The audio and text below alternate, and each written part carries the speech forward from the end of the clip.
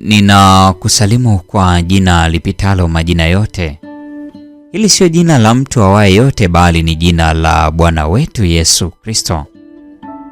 Ninakualika katika mfululizo wa masomo ya mwongozo wa kujifunza Biblia. Hii ni robo ya kwanza ya mwaka wa 2026. Tunapoangazia lesoni isemayo kuunganisha mbingu na dunia, Kristo katika Wafilipi na Wakolosai. Tumejifunza mada 4 hadi sasa, na leo katika juma hili la 5 tunaenda kuliangazia somo la 5, somo linalosema kuangaza kama mianga usiku, na hii ni ufafanuzi kwa mwalimu. Ufafanuzi kwa mwalimu umegawanyika katika sehemu kuu 3. Sehemu ya kwanza, muhtasari. Sehemu ya pili, ufafanuzi. Sehemu ya 3, matumizi maishani.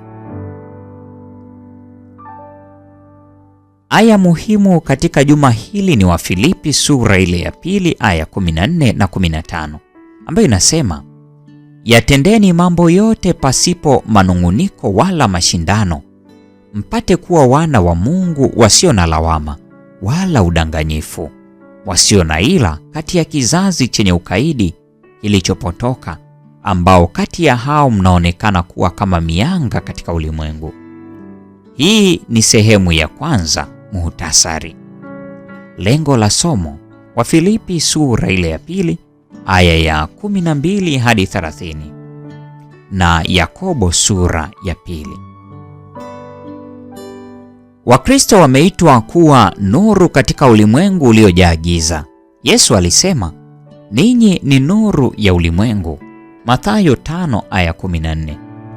Vivyo hivyo, Paulo alidhihirisha shauku yake kwamba Wakristo wang'ae kama wabeba nuru katika dunia iliyozama gizani. Maneno yake kwa Wafilipi, mnaonekana kama mianga katika ulimwengu, yanafanana sana na ujumbe aliotuma kwa Waefeso, kwa maana zamani ninyi mlikuwa giza, lakini sasa mmekuwa nuru katika Bwana. Enendeni kama watoto wa nuru. Waefeso sura ile ya 5 aya 8. Sitiari ya nuru ni ishara yenye nguvu ya kimishonari inayopatikana katika Agano la Kale na Jipya. Katika Isaya, Mungu anamwambia mtumishi wake Masihi, nitakutoa uwe nuru ya mataifa, upate kuwa wokovu wangu hata miisho ya dunia. Isaya 49 aya 6. Linganisha pia na Isaya 42 aya ya 6. Aya hii inahusishwa na Yesu katika Agano Jipya. Tazama Luka mtakatifu sura ile ya 2 aya 32, Yohana sura ya 8 aya 12 na Yohana 9 aya 5. Vivyo hivyo Matendo 26:23. Lakini pia kinahusishwa na kanisa, Matendo ya Mitume sura ya 13 aya 47, kwa sababu kinaendeleza utume wa Yesu wa kuwa nuru ya ulimwengu. Somo la juma hili linaangazia mada kuu 3. Mada ya kwanza, tutachunguza uhusiano kati ya imani na matendo. Wafilipi sura ile ya 2 ya 12 na 13.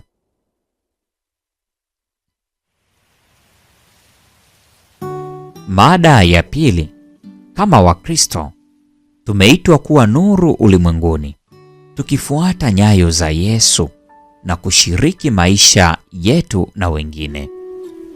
Mada ya 3, majaribu na taabu tunazokutana nazo katika safari ya Kikristo zinatuimarisha zaidi kwa ajili ya changamoto kubwa zaidi katika kazi ya Mungu.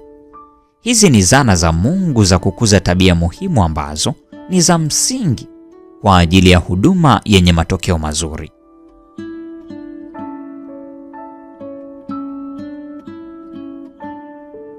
Sehemu ya pili, ufafanuzi. Kielelezo. Dwight L. Moody anasimulia kisa cha watu wawili waliokuwa na jukumu la kuendesha taa ya mnara wa taa wa kuongozea meli katika pwani yenye dhoruba na miamba. Kwa namna fulani, mashine iliharibika na taa hazikuzunguka. Wakaogopa wasije wakasababisha wale walioko baharini wakadhani ni taa nyingine. Kwa hiyo walikesha usiku kucha wakihakikisha taa inazunguka. Moody anahitimisha, tuweke nuru zetu mahali panapofaa ili ulimwengu uone kwamba dini ya Kristo si uongo au bandia, bali ni kweli. Yesu alitumia mfano wa nuru kuelezea kwamba imani inaonekana kwa njia ya matendo mema. Mathayo 5:16. Imani na matendo. C.S. Lewis anatoa kauli hii ya kuvutia sana kuhusu uhusiano kati ya imani na matendo. Anasema, mara nyingi Wakristo wamejadiliana iwapo kinachomwongoza Mkristo nyumbani ni matendo mema au imani katika Kristo. Biblia kwa kweli inaonekana kushikamanisha suala hili inapoweka mambo hayo mawili katika sentensi moja ya ajabu. Nusu ya kwanza ni utimizeni wokovu wenu wenyewe kwa kuogopa na kutetemeka, inayoonekana kana kwamba kila kitu kinatutegemea sisi na matendo yetu mema. Lakini nusu ya pili inasema, kwa maana ndiye Mungu atendaye kazi ndani yenu, inayoonekana kana kwamba Mungu alifanya yote na sisi hatufanyi chochote. Kwa uhakika, Paulo anafafanua uhusiano kati ya imani na matendo katika Wafilipi sura ile ya 2:12 na 13. Wakati ni lazima tutimize wokovu wetu, matendo hayana nafasi katika wokovu. Kama Yakobo anavyofundisha, matendo ni uthibitisho wa imani ya kweli na yenye kuokoa. Yakobo 2:18 linganisha na Yakobo 2:14. Imani bila matendo sio imani kabisa. Katika maneno ya Yakobo, aina hii ya imani imekufa. Yakobo 2:17 na 26, na haizai. Yakobo 2:20. Anaposema utimizeni wokovu wenu wenyewe kwa kuogopa na kutetemeka, inaelekea Paulo anarejelea uwajibikaji unaomwangukia kila Mkristo kwa habari ya wokovu ambao tayari wameupokea kwa njia ya imani, ambao lazima ufanyike kwa kuogopa na kutetemeka. Wafilipi 2:12.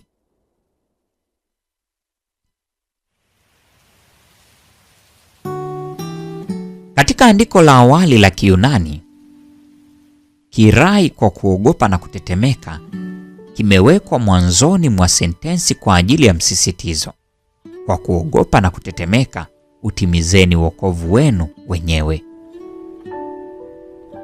Wanazuoni wanajadiliana kuhusu maana ya kirai kwa kuogopa na kutetemeka kwa kutoa tafsiri kadhaa, wakidai kwamba kinajumuisha: 1, kuhusu hatari inayoweza kutokea ya kushindwa; 2, mtazamo wa kujisalimisha kwa Mungu; 3, kujitoa kwa Mungu kwa unyenyekevu; au 4, muunganiko wa mambo haya yote.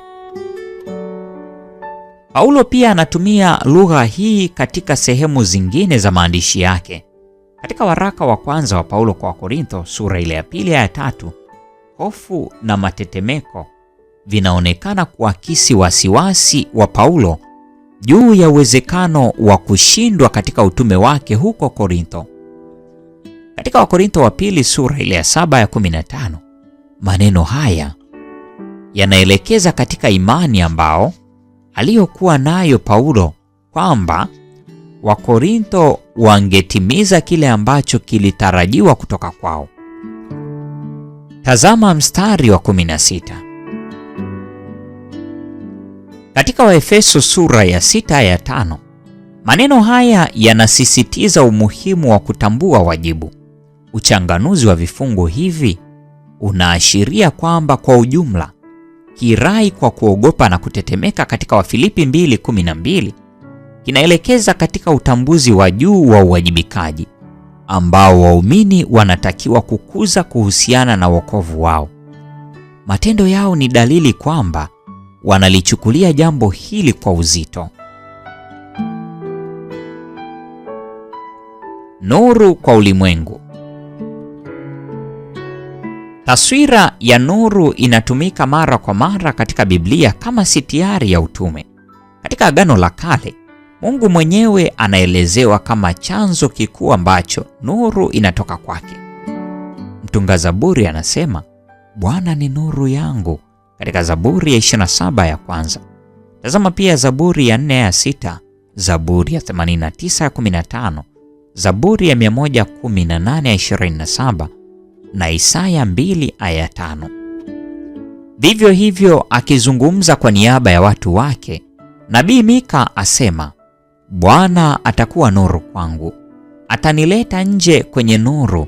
Mika 7 aya 8 na ya 9. Tazama pia Isaya 60 aya ya kwanza na ya pili, aya 19 na 20.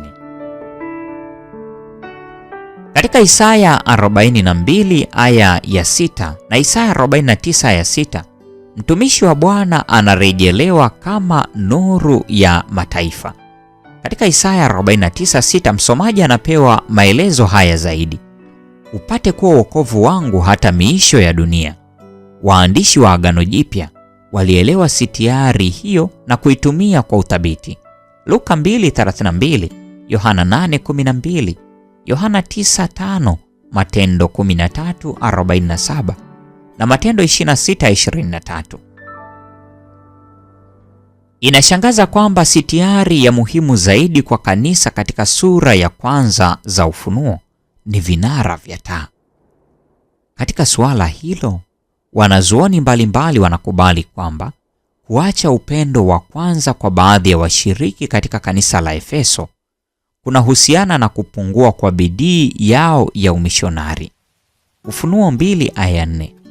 Hivyo, Yesu anaonya kwamba wasipotubu ataondoa kinara chao katika mahali pake. Ufunuo 2 aya 5.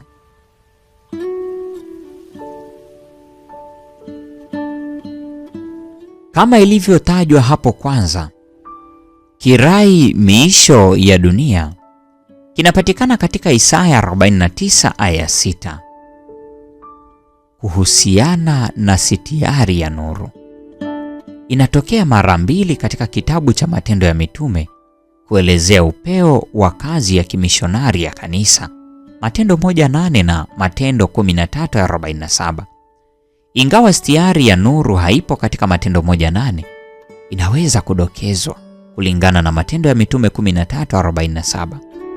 Habari hizi zinatoa mwanga juu ya himizo la Paulo kwa Wafilipi kung'aa kama mianga katika ulimwengu.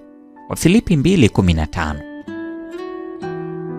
Ni muhimu kutambua kwamba Paulo anamaanisha kwamba waumini wa kweli ni nuru katika ulimwengu.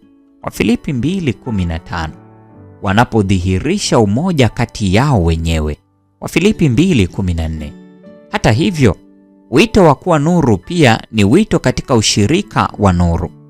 Paulo aliwaona Wakristo wakiwa wameunganishwa pamoja katika jamii ambayo kwayo wangeweza kutiana shime na kuimarishana wao kwa wao kama watoto wa nuru. Waefeso sura ile ya 5 aya 8, aya 15 hadi 18. Sifa kwa ajili ya huduma yenye mafanikio. Kutokana na jinsi Timotheo na Epafrodito walivyoelezewa katika Wafilipi 2:19 hadi 30, mtu anaweza kufahamu sifa kadhaa muhimu kwa ajili ya huduma yenye mafanikio. Paulo anamwelezea Timotheo kama mtu ambaye: 1. ana nia moja, Wafilipi 2:20. 2. anayeangalia hali ya wengine kwa dhati, Wafilipi 2:20. Na 3. anatafuta mambo yaliyo ya Kristo Yesu, Wafilipi 2:21. 4. tabia yake inajulikana, Wafilipi 2 aya ya 22. Neno la Kiyunani linalotafsiriwa kama nia moja ni isopsikon, ambalo linatokea hapa tu katika Agano Jipya. Pia linatokea mara moja katika toleo la Kiyunani la Agano la Kale, katika Zaburi ya 55 aya 13, ambapo linatafsiriwa kama mtu mwenzangu. Kuhusu Epafrodito, Paulo kwanza anamwelezea kuhusiana naye mwenyewe. Yeye ni ndugu, mtendakazi mwenza na askari mwenza. Yeye pia ni mtume kutokana na neno la Kiyunani apostolos, aliyetumwa na Paulo kwa Wafilipi, na mtu ambaye alihudumia mahitaji ya Paulo. Wafilipi 2:25. Hili linaonyesha kwamba Epafrodito alikuwa mwenzi wa kweli na mwaminifu sana. Baadaye Paulo anamwelezea katika uhusiano na Wafilipi. Katika suala hili Paulo asema alikuwa na shauku kwenu nyote. Wafilipi 2:26. Kwa maneno mengine, Paulo anasema anawakumbuka. Hilo linadokeza kwamba kama kiongozi Mkristo, Epafrodito aliwapenda sana na kuwajali wale aliowatumikia. Epafrodito alikuwa kiongozi wa Kikristo aliyejitoa sana kiasi kwamba kwa ajili ya kazi ya Kristo alikaribia kufa akaponza roho yake. Wafilipi 2:30. Watu hawa walitoa vyote kwa ajili ya kazi ya Kristo. Mungu pia anatutazamia tutoe kilicho bora pia.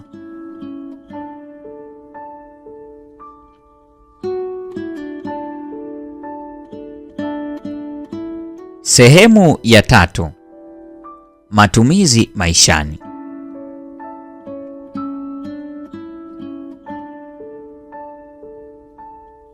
Tafakari juu ya mada zifuatazo. Kisha waulize wanafunzi wako kujibu maswali yaliyo mwishoni mwa sehemu hii.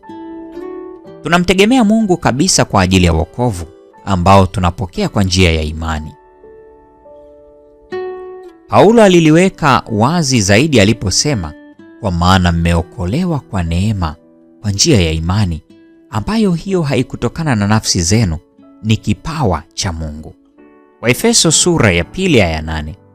Ni kwa njia ya imani tunasafiri kutoka katika maisha haya hadi maisha yajayo. Waraka kwa Waebrania uliliweka jambo hili wazi sana kwa kurudia kwa uthabiti maneno kwa imani.